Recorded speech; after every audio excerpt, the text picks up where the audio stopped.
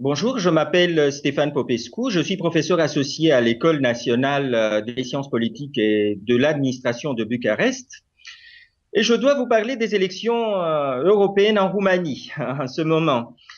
Bon, les élections européennes en Roumanie auront valeur d'un vaste test national dans la perspective des élections présidentielles de cet automne. D'ailleurs, la campagne électorale est dominée par le Premier ministre Victor Ponta et par le président de la République Traian Băsescu, personnage qui ne participe pas, bien évidemment, euh, aux élections euh, européenne. Le campagne médiatique ne laisse pas de place au débat européen, au débat sur les attentes des Roumains en Europe et au débat des candidats aux élections européennes.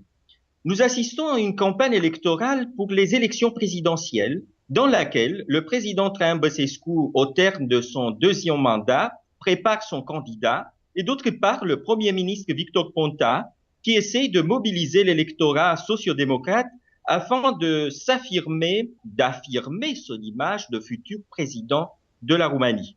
Je répète, aucun sujet européen n'est débattu à l'heure actuelle en Roumanie. Pour impressionner un public démoralisé, d'ailleurs, on estime que le taux de participation aux élections sera entre 21% et 25%, le plus bas de toutes les élections organisées en Roumanie depuis la chute du communisme. Donc, pour mobiliser les électeurs, certains candidats profitent de la crise ukrainienne et des soucis sécuritaires des Roumains. Le candidat du Parti populaire, Cristian Preda, déclare qu'il veut abattre des avions russes et affirme que ceux qui voteront pour les sociodémocrates voteront pour Vladimir Poutine. De l'autre côté, les sociodémocrates affirment qu'ils ont proposé pour le Parlement européen des personnes chargées de défendre la Roumanie sans préciser les menaces.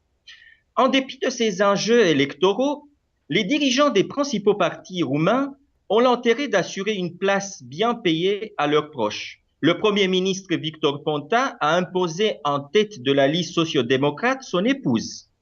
La même chose pour le président du Parti national libéral, Crin Antonescu.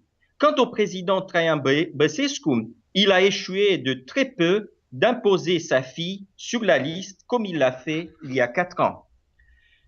Dans ces conditions, quelles sont les estimations?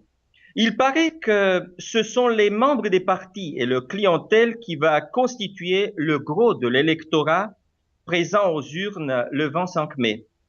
Dans ce cas, le Parti social-démocrate va obtenir autour de 40% des voix, suivi par le Parti national libéral 20%, le Parti démocrate libéral et le Parti du mouvement populaire, les deux affiliés au PPE, chacun 10%, et enfin le Parti de la minorité hongroise, le traditionnel 5%.